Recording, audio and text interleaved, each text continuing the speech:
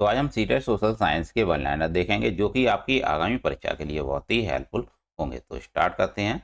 बक्सर का युद्ध कब हुआ था? सही उत्तर है सन 1764 में। याद रखिएगा, बक्सर का युद्ध सन 1764 में हुआ था। बक्सर के युद्ध में अंग्रेजी सेना का नेतृत्व किसने किया था? सही उत्तर है हेक्टर मुनरो। दोस्तों याद रखिएगा, हेक्टर मुनरो ने बक्सर के युद्ध में अंग्रेजी सेना का नेतृत्व किया था।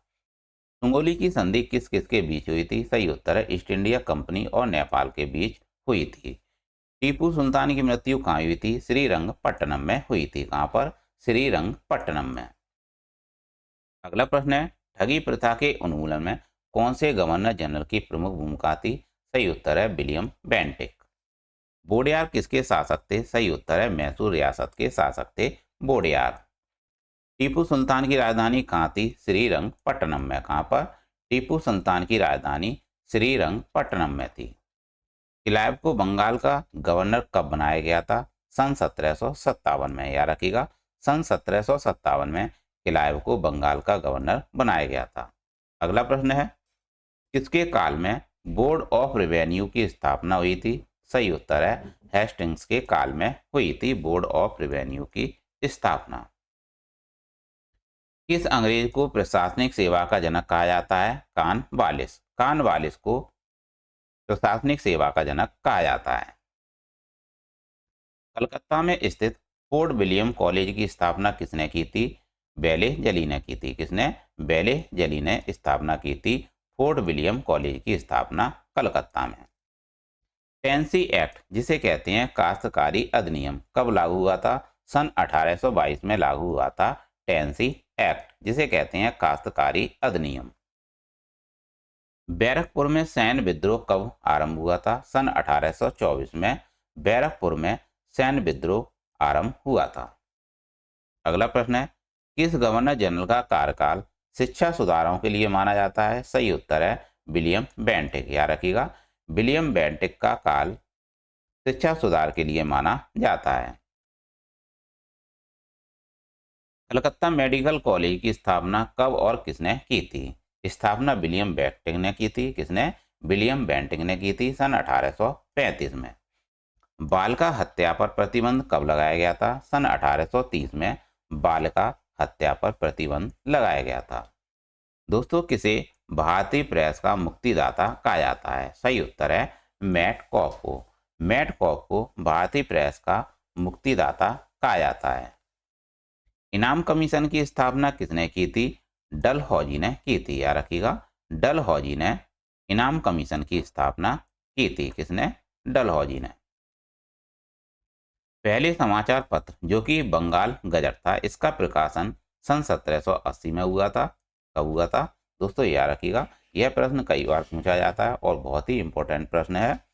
पहले समाचार पत्र बंगाल गजट का प्रकाशन सन 1780 में हुआ था। गीता का अंग्रेजी में अनुवाद किसने किया था? विलियम विल्किंस ने किया था। याद रखिएगा, गीता का अंग्रेजी में अनुवाद विलियम विल्किंस ने किया था।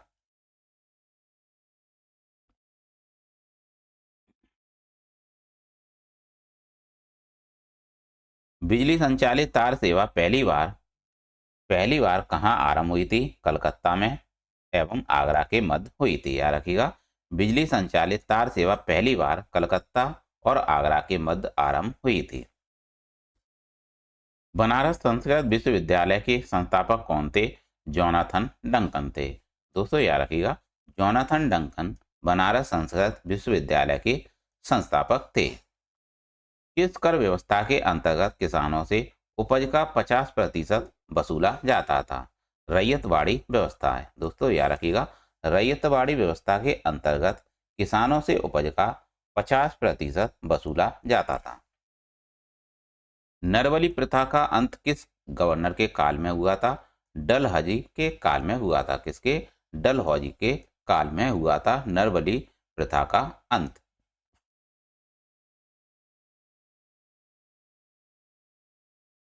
भारत से ब्रिटेन की ओर संपत्ति के अपवहन का सिद्धांत किसने प्रतिपादित किया था? दादा भाई नेहरूजी ने किया था, जिन्हें old man, grand old man के नाम से भी जाना जाता है। तो याद रखिएगा, संपत्ति के अपवहन का सिद्धांत प्रतिपादित किया था दादा भाई नेरोजी ने। भारत में टेलीग्राफ लाइन किसके द्वारा शुरू की गई थी? कलकत्ता व आगरा के मध्य डलहौजी के काल में शुरू की गई थी। भारत में पहली सूती वस्त्र मिल कहाँ स्थापित की गई? मुंबई महाराष्ट्र में की गई। कहाँ पर? मुंबई महाराष्ट्र में।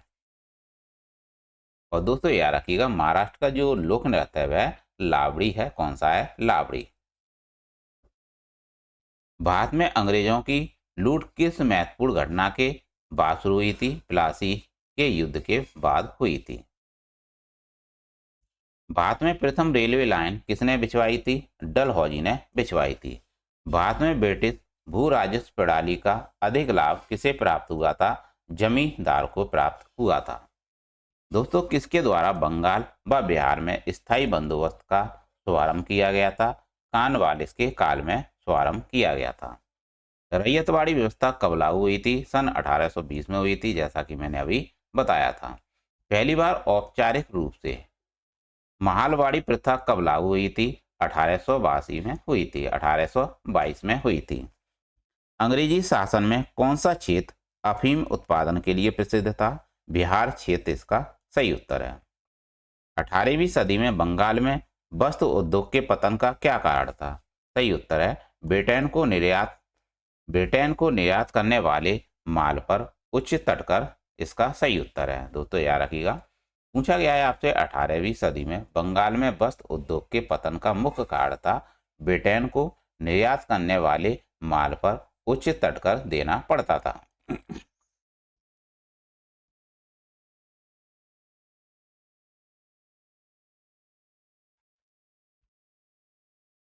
अगला प्रश्न है, नील कृषकों की दुर्दशा पर लिखी गई पुस्तक नील दर्पण के लेखक कौन है? कौन थे? दीनबंधु मित्र थे। याद रखिएगा, नील कृषकों की दुर्दशा पर लिखी गई पुस्तक नील दर्पण के लेखक दीनबंधु मित्र हैं। अंग्रेजों द्वारा प्रथम कहवा बागान कहाँ लगाए गए थे? वायनाड जनपद में लगाए गए थे। कहाँ पर? वायनाड जनपद में। भारत में अंग्रेजों के समय प्रथम जनगणना किसके कार्यकाल में हुई थी? मेयो के कार्यकाल में हुई थी। सर टॉमस मुनरो किस भू राजस्व बंदोबस्त से संबंधित है? रैयतवाड़ी बंदोबस्त से संबंधित है। स्थायी बंदोबस्त के तहत जमींदार को पूरे राजस्व का कितना प्रतिशत राज्य को देना तय हुआ था? 89% इसका सही उत्तर है।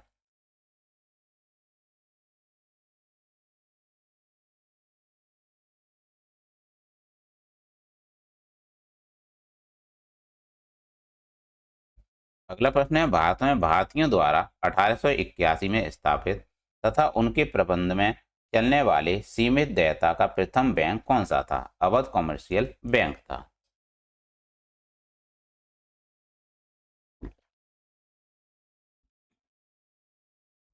अंग्रेजों द्वारा पहली बार स्थायी बंदोबस्त कहाँ लागू किया गया था? मद्रास प्रेसिडेंसी व बम्बई प्रेसिडेंस में लागू किया गया था।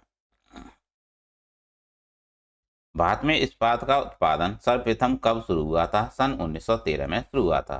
दोस्तों याद रखिएगा, भारत में इस्पात का उत्पादन सबसे पहले 1913 में प्रारंभ हुआ था। रेल विभाग के लिए पृथक रूप से रेल बजट कब आरंभ हुआ था? 1924 में आरंभ हुआ था। भारत में विकेंद्रीकरण का शुभारंभ किसके समय हुआ था? मेयो के काल में शुरू हुआ था। किसके काल में? मेयो के काल में शुरू हुआ था। याद रखिएगा, भारत में विकेंद्रीयकरण का शुभारंभ मेयो के काल में शुभारंभ हुआ था। भारत और इंग्लैंड के आर्थिक हित प्रत्येक क्षेत्र में टकराते हैं, यह कथन किसका है? यह कथन था जवाहरलाल नेहरू का। Poverty and un-British rule in India के लेखक कौन है? दादा भाई नौरोजी हैं। भारत में आधुनिक उद्योग की स्थापना कब आरंभ हुई थी? 1850 में आरंभ हुई थी। भारत में रेलवे की स्थापना को आधुनिक उद्योग की अग्रदूत यानी जननी की संज्ञा किसने दी थी? कार्ल मार्क्स ने दी थी। दोस्तों याद रखिएगा, भारत में रेलवे की स्थापना को आधुनिक उद्योग की अग्रदूत यानी जननी की संज्ञा कार्ल मार्क्स ने दी थी। भारत में पहली पटसन मिल कहाँ स्थापित की गई थी? रिसरा यानी बंगाल में स्थापित की गई थी। सबसे पहले लौह इस्पात उद्योग की स्थापना कहाँ हुई थी? बिहार में हुई थी।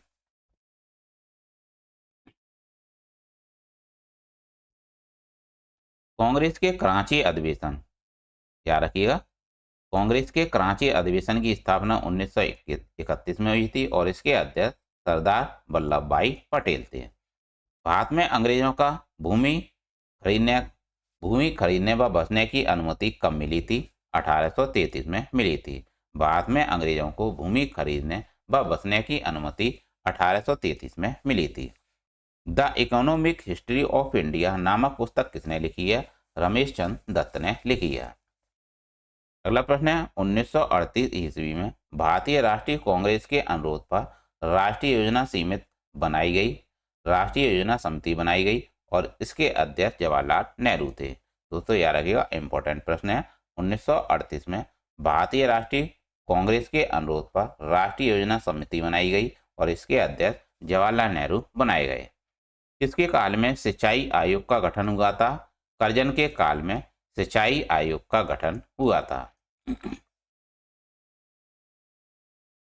कृषि विभाग की स्थापना 1872 में हुई थी और किस स्थान पर 1866 में भीषण अकाल पड़ा था? उड़ीसा में भीषण अकाल पड़ा था 1866 में।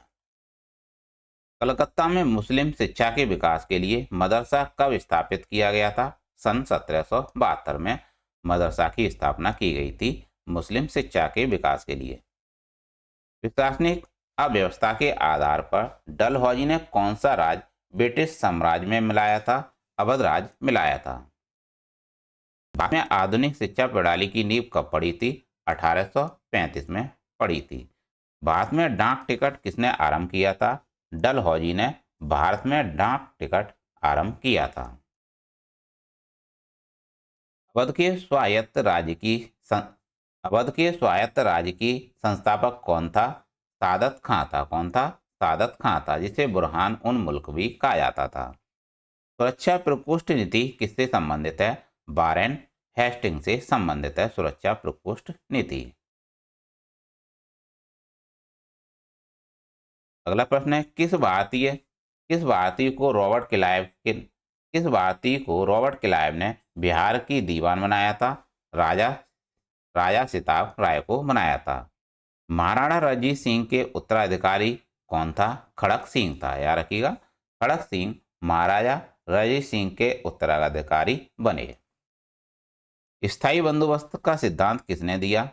कॉर्नवालिस ने दिया था। याद रखिएगा दोस्तों, यह प्रश्न कई बार पूछा जाता है, बहुत ही इंपॉर्टेंट प्रश्न है।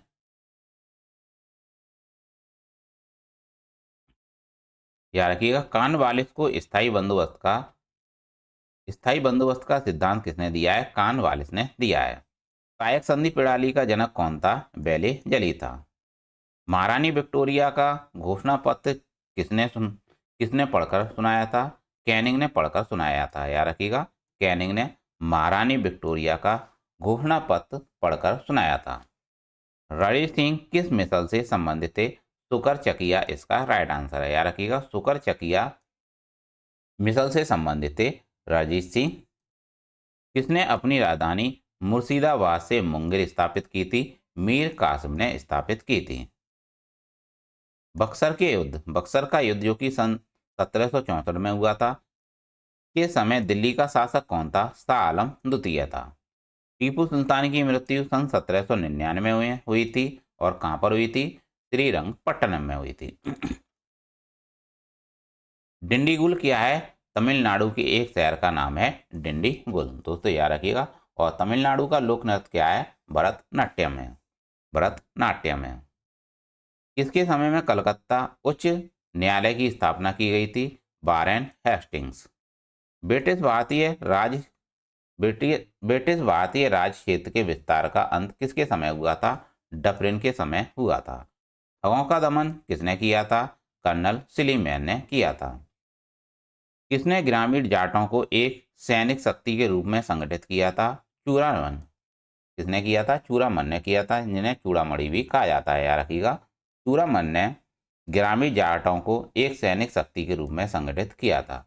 तो दोस्तों ये थे सीटेट सोशल साइंस के वन लाइनर्स, जो कि आपकी परीक्षा के लिए बहुत ही हेल्पफुल होंगे। तो दोस्तों ऐसे ही सीटेट PYQ सीटेट के सोशल साइंस के वन लाइनर्स आपके लिए एक क्लास और लाएंगे। तो दोस्तों मिलते हैं नेक्स्ट क्लास में। Thanks for watching. Please channel को लाइक और सब्सक्राइब करें। Thanks for watching.